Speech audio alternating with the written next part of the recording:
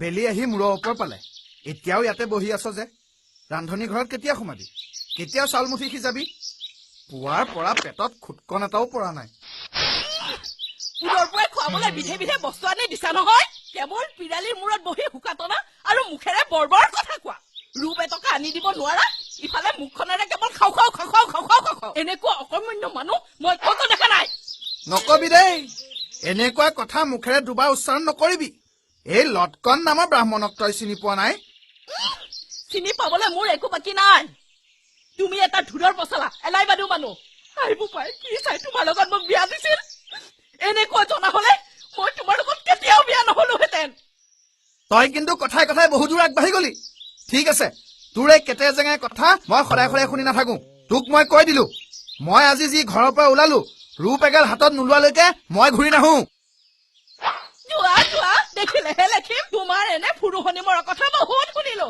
এইবাৰ যদি সুদা হাতে ঘূৰি আহা তুমি কিন্তু ঘৰৰ চোতালত ভৰি দিব নোৱাৰা কৈ থলো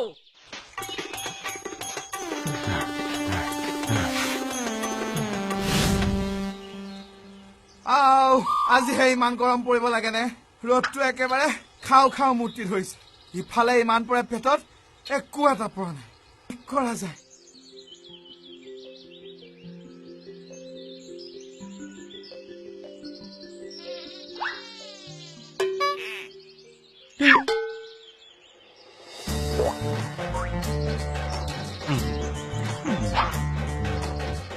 কি কৈছা তোমাৰ নাম কি মোৰ নাম মাখি মই মিঠৈ খাবলৈ আহিছো মাখি কি কৰা দেখা নাই নেকি মই মিঠৈ খাইছো মাখিয়ে মিঠৈ খাইছে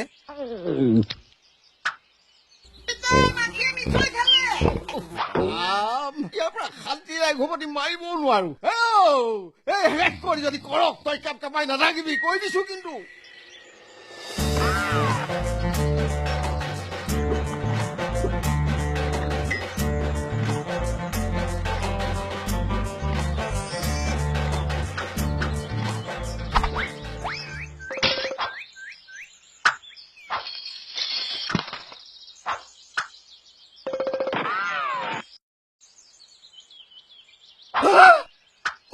মোৰ সৰ্বনাশ হ'ল মিঠাই সোপাটো খালেই হতনি পৰা ধন সোপাও লৈ গ'ল মই দেখোন তোমাক চিঞৰিয়ে আছিলো মাখিয়ে মিঠাই খালে বুলি তুমিহে ক'লা খাইছা যদি খাও হেল্ল' মূৰ্খ তই মাখিয়ে খাইছে বুলিহে কৈছিলি মানুহে খোৱা বুলি তেতিয়াই নকলি কিয় মই কি জানো সি তাৰ নাম মাখি বুলি কৈছিল হৰি হৰি মোৰ মিঠাইও গ'ল লোক জুকুৰিমান আছিল তাকো নিলে ইমান দিনে মই লোকক বাঢ়ি মিঠাই খুৱাই খুৱাই ঠগিলো এতিয়া সি মোত গৈ ওপৰত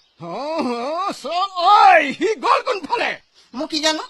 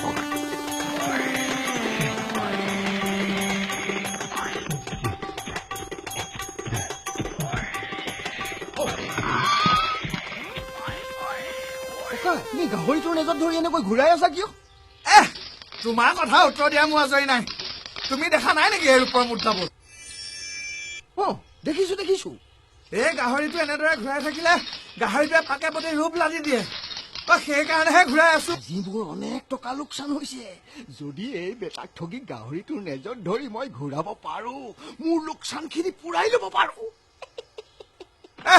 কিনো ইয়াত থিয় হৈ চাই আছা হে দেখা নাই তুমি চাই থকাৰ কাৰণে গাহৰিটোৱে ৰূপ নলদা হ'ল ককাই মোৰ বৰ বিপদ। মোক যদি তোমাৰ এই গাহৰিটোক পাকচেৰে ঘূৰাই ৰূপ ঘটিবলৈ দিয়া মোৰ বৰ উপকাৰ হয়। তুমি বিপদত পৰা পথিক, তোমাক উপকাৰ কৰিলে মোৰ পুণ্য হ'ব। মোৰ ইচ্ছা নাছিল, তথাপি যেতিয়া তুমি ইমানকৈ কৈছা, আহা আহা ঘূৰোৱাহি আহা।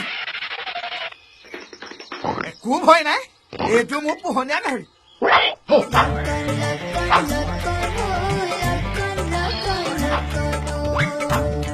থাকিবা দেই। কি কৰা কি কৰা কি কৰা? মোৰ ঘোঁৰাটো পলাই দিয়া।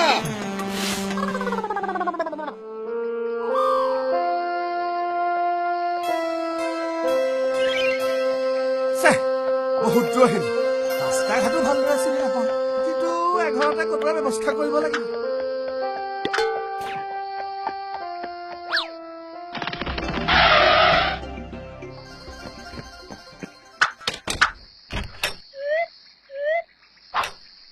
আপুনি কাক বিচাৰিছে?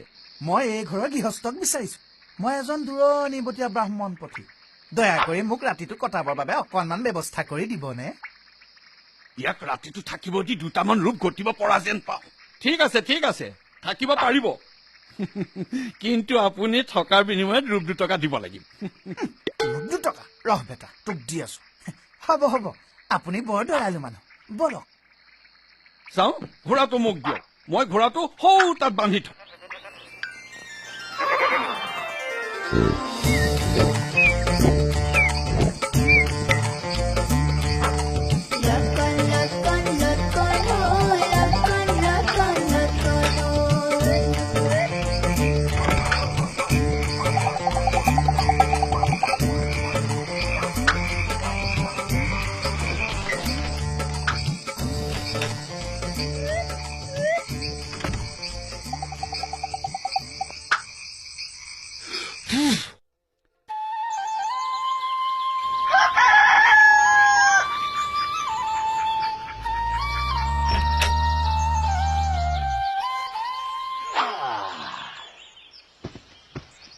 প্ৰভু জগন্নাথ, দিনটো ভালকৈ পাৰ কৰিবা আৰু। ডাঙৰীয়া উঠিল? নিশাটো ভাল টোপনি হ'লনে? হৈছে। আপুনি মোক বৰ আৰামেৰে ৰাতিটো পাৰ কৰাৰ সুযোগ দিলে। পিছে মোৰ ঘোঁৰাটো? আছে সৌ তাত মই বৰ যত্ন কৰি বান্ধি ৰাখিছো। বলকচোন বলক, এই ঘোঁৰাটোৱে মোৰ প্ৰাণ।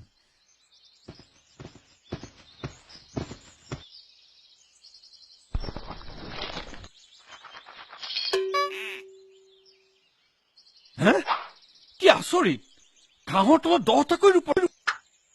এই ঘোঁৰাটোৰ খাবলৈ বাকী থকা ঘাঁহবোৰৰ পৰা মই নিতৌ 10টাকৈ ৰূপ পাওঁ, আৰু তাৰে মই প্ৰতিপালিত হওঁ। নিতৌ ৰাতিপুৱা 10 টকা ৰূপ, এমাহত 300কৈ ৰূপ। নাই যিকোনো উপায়েৰে এই ঘোঁৰাটো মই বামুণৰ পৰা কিনি লবই লাগিব। আপুনি কিবা কোৱা যেন পালো। ডাঙৰীয়া, আপোনাক এটা কথা কওঁ, বেয়া নাপাব। আপোনাৰ এই ঘোঁৰাটো মই কিনি লব খুজিছো। কি কয় আপুনি? এইহেন ঘোঁৰাটো মই বিক্ৰী কৰিম? দিনে মই 10টাকৈ ৰূপ পাই আছো। আপোনাক মই 200 টকা দিম, ঘোঁৰাটো মোৰ ওচৰত বিক্ৰী কৰক। তাৰমানে তইও ভাল ফন্দত পৰিলি। আপোনাক আৰু 50 টকা বঢ়াই দিম। ইছ ৰাম, আপুনি মোক বৰ বিপদত পেলালে দেই। মোক ৰাতিটো আশ্ৰয় দি আপুনি ইমান উপকাৰ কৰিলে, এতিয়া আপোনাৰ অনুশোচনা মই পেলাও কিদৰে? ঠিক আছে, আপুনি মোক 250 টকাই দিয়ক, লগতে আপোনাৰ ঘোঁৰাটোও দিব লাগিব। কিন্তু নিয়ক, আপোনাৰ ঘোঁৰাটোৰ আগত ই কোন কুটা। ৰ'ব, মই মোৰ ঘোঁৰাটো আৰু 250 টকা লৈ আহোঁ।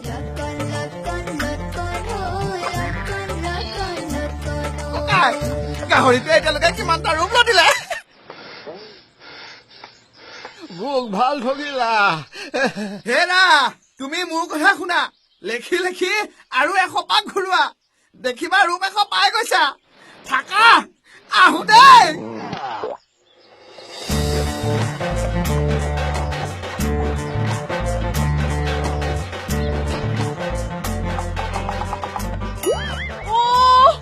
হয়নে? সঁচাকৈয়ে আমাৰ বামুণেই নে? এইটো কাৰ ঘোঁৰা লৈ আহিল? ঐ, তই মোক কি কৈছিলি? মই অকমান্য এলাই বাৰু, এতিয়া গম পালি? এইটো ঘোঁৰা আজিৰ পৰা আমাৰ, আৰু এয়া তই সদায় ইচ্ছা কৰি থকা ধন দি। ইয়াৰে প্ৰথমতে ৰাইজক ভালকৈ এসাঁজ চাহ জলপান খোৱা গম পালি নহয় বুদ্ধি থাকিলে পৃথিৱীত কাৰো মৰণ নাই